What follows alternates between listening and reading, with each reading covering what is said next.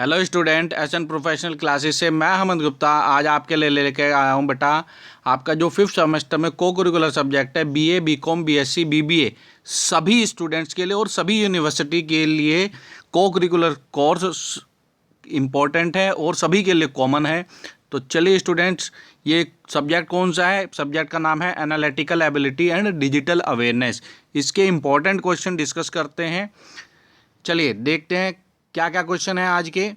तो बेटा आपका फर्स्ट क्वेश्चन है, आपको क्वेश्चन दिया है निम्नलिखित प्रश्न दिए गए हैं आंकड़ों पर आधारित हैं। निम्नलिखित प्रश्न नीचे दिए गए आंकड़ों पर आधारित हैं जो कि एक ही पासे की विभिन्न स्थितियों को दर्शाते हैं। पासा नंबर 1 की जो स्थिति दी गई है उसी पासे की दूसरी स्थिति दी गई है और उसी पासे की तीसरी स्थिति दी गई है, या ये कहें हमारे को 3 पासे दिए गए हैं और इनमें कंपैरिजन करके हमारे को क्वेश्चन को बताना है। बेटा ध्यान रखेंगे, पासे वाले क्वेश्चन को करने के लिए हमारे को दो का कंपैरिजन करना है। पासा नंबर 1 और 2, यदि 3 के बारे में पूछ रहा है तो 2 और 3 दोनों का कंपैरिजन करना है। तो चलिए देखते हैं क्या क्या क्वेश्चन पूछे गए हैं। फर्स्ट क्वेश्चन है,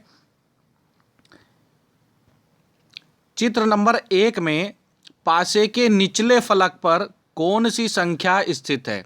which number lies at the bottom face of the dice in figure 1? बेटा ऊपर की साइड कौन सी है? ऊपर की साइड 2 है, तो हमारे को इसके नीचे की तरफ देखना है।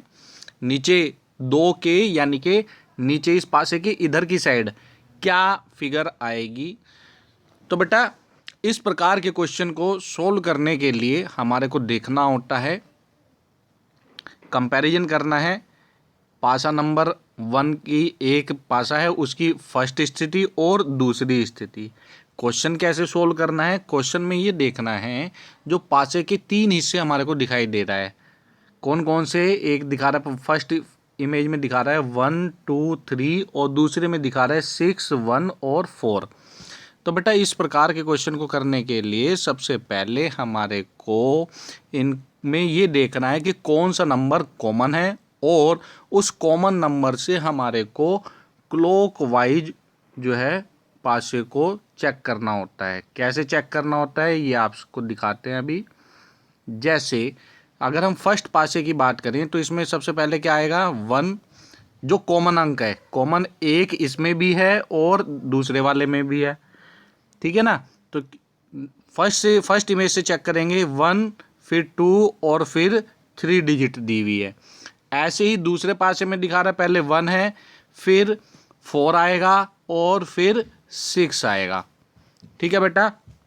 तो अब क्लॉकवाइज इनको रोटेट करने पर हमारे को पता चल रहा है 2 का अपोजिट क्या हो जाएगा? 4 हो जाएगा। 3 का अपोजिट क्या हो जाएगा? 6 हो जाएगा, ठीक है बेटा। अब हमारे से क्वेश्चन में क्या पूछ रहा है कि चित्र नंबर 1 में पासे के निचले फलक पर कौन सी संख्या होगी? ऊपर की तरफ कौन सी है? 2 है, तो 2 के नीचे क्या हो गया यानी कि अपोजिट में क्या हो जाएगा? 4 हो जाएगा। तो इस क्वेश्चन का जो करेक्ट आंसर आएगा वो आपका 4 आएगा। ऑप्शन नंबर ए इसका करेक्ट आंसर होगा। चलिए अब नेक्स्ट क्वेश्चन जानते हैं। नेक्स्ट क्वेश्चन में क्या कह रहा है? आकृति नंबर 3 में 3 कौन सी है? ये वाली 3 में क्या कह रहा है? आकृति नंबर 3 में पासे के निचले फलक पर कौन सी संख्या होगी? नीचे वाले की तरफ कौन सी होगी? तो बेटा इसमें हमारे को क्या कह रहा है? आकृति नंबर 3 में निचले फलक पर कौन सी होगी? तो कौन कौन सी दी हुई है? हमारे को ऊपर कौन सी दी हुई है? ऊपर दिया हुआ है 5। हमारे को इसके नीचे की साइड बताना है क्या होगा। तो इसका कंपैरिजन करेंगे हम। कॉमन कौन सा है? दूसरे और तीसरे का कंपैरिजन जब करेंगे तो इसके अंदर देखेंगे कॉमन अंक कौन से हैं। कॉमन अंक इसके अंदर 6 है, दोनों के अंदर दिया हुआ, ठीक है ना।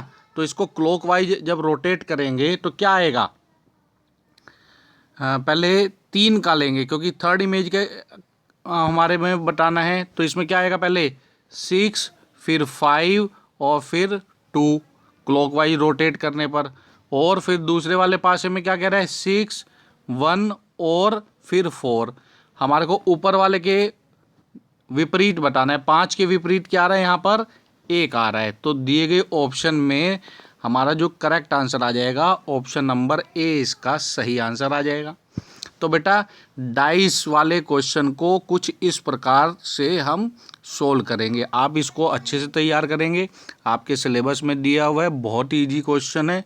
यदि फिर भी कोई डाउट हो तो आप कमेंट बॉक्स में कमेंट करके अपने डाउट्स को ज़रूर मेंशन करें। नेक्स्ट वीडियो लेक्चर में हम उस डाउट को दूर करने की पूरी कोशिश करेंगे। चलिए अब आगे को क्वेश्चन देखते हैं, आगे को क्या क्वेश्चन पूछा गया है। नेक्स्ट क्वेश्चन है, यदि डाइस को किसी कोड भाषा में FLGJ के रूप में कोडित किया जाता है तो बाइट के लिए क्या कोड होगा? दिए गए ऑप्शन में से हमारे को बताना है। तो बेटा इस क्वेश्चन का जो करेक्ट आंसर निकल के आएगा वो आएगा ऑप्शन नंबर ए, DLXJ। अब इसको सोल्व कैसे करेंगे? तो बेटा ध्यान से देखेंगे क्या कि सबसे पहले हमारे को जो भी लेटर दिया हो उसको लिखेंगे। ठीक है, यहाँ पे हमने सोल्व करके आपको बताया है कैसे कि डाइस हमने लिख दिया है, फिर उसके बाद डाइस को FLGJ के कोड में लिखा जाता है। यदि ध्यान से देखें D के बाद F जो है दूसरे लेटर पर है, DEF, फिर IJKL, यानी कि बढ़ते हुए क्रम में हमारे को डिफरेंस आ रहा है +2 +3 +4 +5। ऐसे ही बाइट का क्वेश्चन में पूछा था हमारे से कि बाइट किस कोड में लिखा जाएगा। तो अगर बाइट में भी देखें तो इसी पैटर्न को अपनाएं तो +2 +3 +4 +5 करेंगे तो नेक्स्ट जो कोड निकल के आएगा वो आएगा DLXJ, जो कि ऑप्शन नंबर X में दिया है, A में दिया है। तो इस क्वेश्चन का जो करेक्ट आंसर हो जाएगा वो आ जाएगा ऑप्शन नंबर A। इस क्वेश्चन को कुछ इस प्रकार से सोल्व करना था। चलिए अब नेक्स्ट क्वेश्चन जानते हैं बेटा। नेक्स्ट क्वेश्चन है हमारा, यदि E बराबर 5 होटल बराबर 12 है और तो आप बालम BALM को किस तरह से कोडित करेंगे? दिए गए ऑप्शन में से हमारे को इसका आंसर बताना है। बेटा इस क्वेश्चन का जो करेक्ट आंसर है वैसे वो है ऑप्शन नंबर 7। बेटा कोडिंग डिकोडिंग के क्वेश्चन को सोल्व करने से पहले आप उनको एक बार अपने आप भी बनाकर जरूर चेक करें, फिर उसके बाद हमारे द्वारा बताए गए आंसर से उसका मिलान करेंगे। चलिए अब इस क्वेश्चन का आंसर जानते हैं बेटा। इस क्वेश्चन को कैसे सोल्व करेंगे? तो बेटा ध्यान से देखेंगे, यहाँ पे हमारे को क्वेश्चन में कह रहा है E बराबर जो है वो 5 दिया है। 5 कैसे आ रहा है ना? सबसे पहले ही समझेंगे E में कितने लेटर हैं। E में बेटा 1 लेटर है, ठीक है, और ये किसके बराबर है? 5 के बराबर है। हम क्या कर रहे हैं कि वो संख्या जिसके बराबर है और वर्ड की जितनी वैल्यूज़ हैं उनसे भाग करेंगे। E बराबर 5 है और E कितना है? 1 लेटर है। 5 को 1 से भाग करने पर रिजल्ट हमारा 5 आ रहा है। होटल में अगर देखें तो होटल में कितने लेटर हैं? होटल में कुल 5 लेटर हैं, जिनकी जो वैल्यू आपको दे रहा है क्वेश्चन के अंदर वो क्या कह रहा है? 12 दे रहा है। ये 12 कैसे आई? तो इनकी प्लेस वैल्यू देख रहे हैं। H की प्लेस वैल्यू क्या है? 5 है। ऐसे ही E की प्लेस वैल्यू क्या है? 5 है। H की प्लेस वैल्यू 8, O की प्लेस वैल्यू 15, T की प्लेस वैल्यू 20, E की प्लेस वैल्यू 5 और L की प्लेस वैल्यू 12। यदि सभी प्लेस वैल्यू को जोड़ दें तो उसका रिजल्ट आएगा बेटा 60, है ना। और होटल में टोटल कितने लेटर हैं? 5 लेटर हैं। तो टोटल को उनके लेटर से भाग करने पर आंसर आ रहा है 12, जो कि आपको क्वेश्चन में दे रहा है क्या कि यदि E बराबर 5 होटल बराबर 12 है। होटल 12 कैसे आया वो हमने देख लिया, है ना। तो इसी प्रकार से बालम की BALM की भी हमारे को वैल्यू निकालनी है। BALM के टोटल लेटर कितने हैं? टोटल लेटर हैं 4। हर एक लेटर की प्लेस वैल्यू कितनी है? B की 2, A की 1, L की 12 और M की 13, ठीक है। इसका टोटल कितना हो जाएगा? 28। 28 को भाग कर देंगे टोटल लेटर से 4 से, तो रिजल्ट आ जाएगा हमारा 7। तो बेटा इस क्वेश्चन का जो आंसर आ जाएगा वो आपका आंसर आ जाएगा ऑप्शन नंबर A, 7।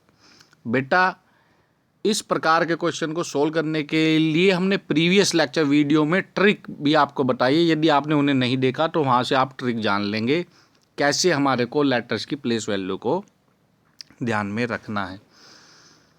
चलिए नेक्स्ट क्वेश्चन जानते हैं बेटा।